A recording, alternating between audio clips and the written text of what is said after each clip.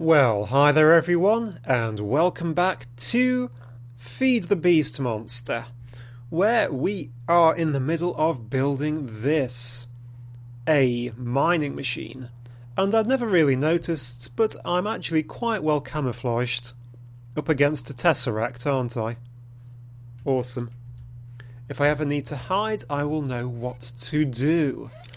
Right, this is how far we got last time. We put in a pair of powered tesseracts, connected to two coercion drivers, connected to two Fortron capacitors, creating this rather nice little effect. And hello, Mr. Burning Zombie. Yes, nice to see you too. Don't hide under there. Oh, you are so noisy, zombie. Die. Thank you. The Fortron capacitors are very slowly charging up just at the minute, which is absolutely fine. I got a brain out of that, which I don't really want. Thank you all the same. Right, the next thing I'm actually going to put on is the force field projector. I'm going to put that on right in the middle here. So what is the force field projector? So what we have at the minute is these things which are collecting the energy, turning the RF energy into the Fortron energy. These are banks which split the RF or the Fortron even energy up evenly. This is the first thing which we have which will actually use the Fortron energy. This creates a force field. I told you before, the force fields are these completely impregnable things. You need various modules to actually make these things work. So that is going to be what we are going to have to go and make next. We are going to have to go and make the modules to be used in all these different machines. So let's head on back to the factory.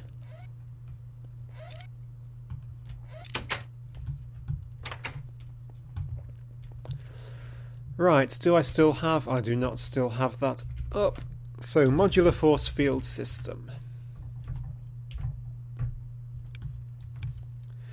The first thing which we are going to need to know is what shape to give the force field. That's what these things are for. So you can make cubes, spheres, tubes, pyramids, cylinders, or even custom ones which can be made in any shape you could possibly want. What I want is just a simple cube mode. It is just made up of a square of those focus matrices. You can see how expensive these things get. I am nearly out of them. Wow. The next thing which I'm going to need are these. These are translation modules. These do exactly what you think. They will simply move the force field forwards, backwards, left and right. These are again made up of focus matrices and scale modules, so I'll have to make the scale modules first. The scale module increases the scale of it. If you have, say, 1 in, it will be a size 1 cube. If you have 2 in, it will be a size 2 cube, size 3 cube, and so on and so forth. It requires 2 focus matrices. We are going to need some more focus matrices. Now, the thing I am worried about is my number of diamonds. So I only have 6, so let's just get 1 out in case of emergencies. We can then make up 54 before we run out of diamonds. That may just about be enough actually. I will need probably an entire stack of those. I can only make 56. So we are going to need to get the Mimikite out with a diamond and make some more diamonds.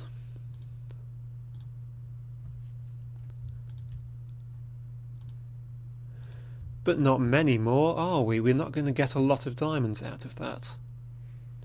We are lower on diamonds than I thought. Let's put a couple to one side again in case of emergencies. And make up another one. We've run out of steel now. Really? Oh, I put a load in here, didn't I? Thank you, that gave me some experience. And we make up another few of these. Ooh, killed off all the diamonds already. Not happy with that. So those are my scale modules. I will also need some translation modules. I will need at least a stack of scales, which is pretty bad. These things are all so expensive. How many of these focus matrices do I have? 19. Do I actually need any other? I will need some speed modules. What do these need? These need a load of focus matrices. Ooh. Well, we can probably cope with running it really slowly for a while. The actual speed and translation are the most important ones. So let's just make up another one of those for now and convert these ones into translation modules, because you do get a lot of translations. Oh, those needed focus matrices as well. Well, there we go. That's that. That's all we can make. Not as much as I had hoped, if I am honest. But it is what we have got, so it is what we shall have. That quarry is not going to pick up any diamonds anytime soon because it is not very near the bottom. So the sum total of this is we really need to get a mining machine going. Isn't that handy? Right. So let us start work on this. We want this to be a cube, so we place the cube module in it. You can see now it is going to tell us we are going to make a cube. Is that... No, that's not what I want. That is fine. The size of the cube. That will be determined. You can see we have various controls. This thing is facing south. So south is the direction which will be called front. This will be north, and these will be to the two sides. We also have ups and downs for extending upwards and downwards. So which direction are we facing? South is actually that way, so this thing is actually facing backwards, if you like. So let us put in a scale module to make it one big, and translate it. It will want to actually go backwards by 1. Let's do that. Set it to 1. It now gets power from these things, and actually switch it on. So you can see, oops, oh, I haven't done that, have I? I have done that. I can still get to it from that side. You have to be very, very careful with these things, not to completely encase them like that. So I don't actually need one of those. Does it do an automatic 1 by 1? And that actually put it that way. Surely back should be... That should be forwards. Whatever, I guess that means we want it to actually go forwards. Let's try putting that on. Are we running low on power? We are running low on power. Now that has put a single block out, one to the front. That is exactly what we wanted. And I don't know particularly why this one isn't working, unless it is just glitching. Linked devices 5, they should all be linked. That beam isn't going across, but I think it actually is, which is fine. So this is, as I said, your impenetrable block. It makes a rather cool sound as well. So we now don't want this to be just a single block. We want it to actually extend out left and right to be at least as wide as this. I want it to extend out just beyond the sides either way. So we want to extend it left and right. We don't want to translate it left and right, because if we do that, it will just move it. Okay? So what we actually want to do is scale it left and right, which is these ones. If we scale it left and right, you can see I actually only wanted to do it by 3. Too many bits about. There we go. You can see what's happened. We now have this bar thing going across because we extended it 3 that way and scaled it 3 that way. The next thing I'm interested in is actually what level I'm on. I am on level 72, which is really quite high up. That means I actually want this thing to extend downwards by 72. That is further than I can actually expand it downwards. But I can show you quickly that I can simply put all 58 of those in there, and this thing is now going down. It is, oh, and that started working properly.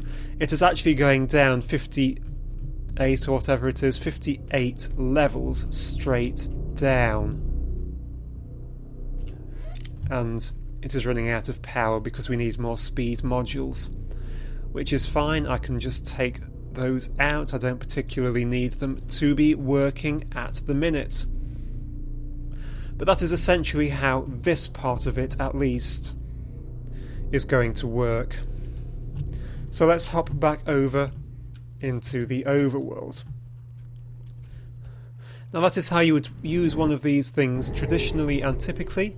I should also note that this thing is actually full and not losing any energy, even though that thing is deriving. The problem isn't actually supplying it with power from here. It is that those derivers and things can't actually supply it to the thing fast enough, to the projector fast enough. So we are producing plenty of power. We just need to speed things up. Right. Let us head back into here. Now, can we actually make any of these things? 2 focus matrices for that, and we also need a collection module. Wherefore art thou collection module? Collection module that will also need focus matrices. So we can actually use 1 diamond for this, can't we? So we need to make up another round of those, which will get me 9 of those. Right, a disintegration module. That is wherever it was. I just had it here. We need one of these. What is the disintegration module? You saw that machine, the projector, created a force field. That force field actually went through some blocks when I put it up the first time without damaging them, and it was going down through the floor. That is absolutely fine. It'll just completely protect the blocks it goes through. But we want to use this as a mining machine.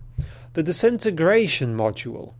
When a block is occupied by a force field, and it has this module installed in it, the force field will disintegrate that block. It'll just get rid of it.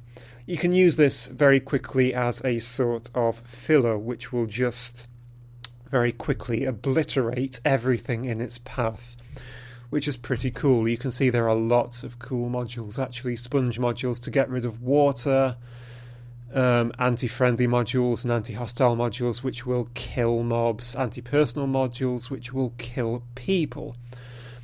The next thing that we want is the one which was down here, the collection module. This requires a hopper. Do we actually have a hopper? We do have a hopper from a long time ago. Are those in the wrong places? Was it in the corners? There we go, the collection module. So, when a disintegration module disintegrates something, if it also has this collection module, it will collect the things. So what we will do now is this module will disintegrate everything in its path. This module will pick them all up. You can see how this is now turning into a mining machine. The one thing which we will now need is somewhere for those things to go.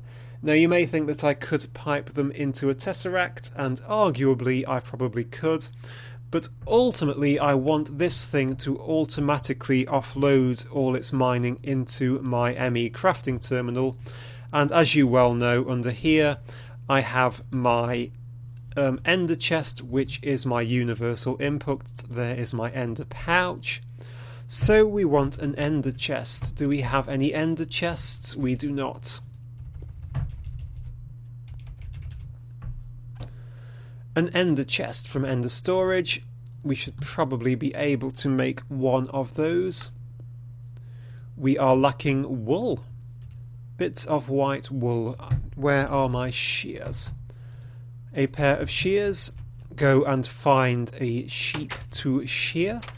I think we're back to that old problem of I bet I had some coloured wool in there anyway. Anyway, you don't mind, do you? Time for a haircut. Chop, chop, and excuse me dear, chop. There we go. Hello cows. Run back over here.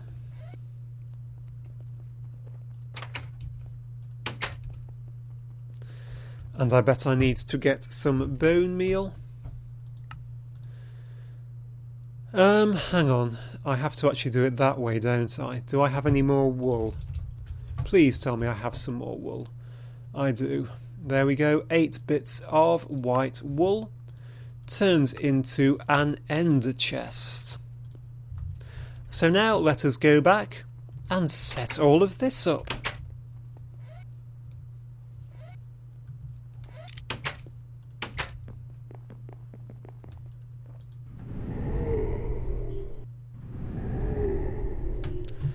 Right, where are we? We are over here, and let's get everything over here. So this is actually still working and still powered just at the minute. I'm going to pop down an ender chest right next to it, which is where everything into it will go. Actually, you know what I really should have done? That is very silly. There is a chest just here, isn't there? For our first demonstration, just to prove it's working, I really ought to empty this out really quickly. Actually, I can just dig it up, can't I? And do this. There's all my stone. Let's just pop a normal chest down. I knew I'd been lazy and left that there for something. Just to show you how it actually collects. Come up, please. Thank you very much.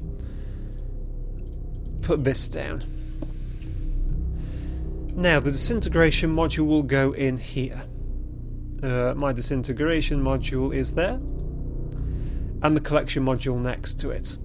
You can see this is already struggling for power, which is pretty bad. But now if I actually tell this to go down by say 8, we'll just make it dig slightly into the ground. There you go, you can see it is just getting enough power. It doesn't have much power, but it is just about enough to start disintegrating things, going down into the ground. This is really slow. What we need are the speed modules to speed everything up. But you can see how this is going to work. It's a pretty cool effect actually, I do quite like it. And if we pop up here and into this, you can see that everything which is being mined is coming into this chest, just like I said. And this is the start of our mining machine. Now the big problem is that we are actually far lower on diamonds than I thought we were. So I am going to have to go and wait whilst that quarry goes and gets a few more diamonds up. But that is fine, I will just leave this all running for a little while and come back when I have got enough supplies to actually finish this machine.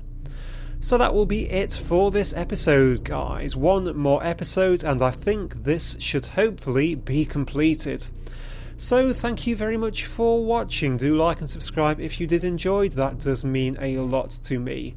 But most of all, most importantly, I hope to see you once again next time for the completion of this machine.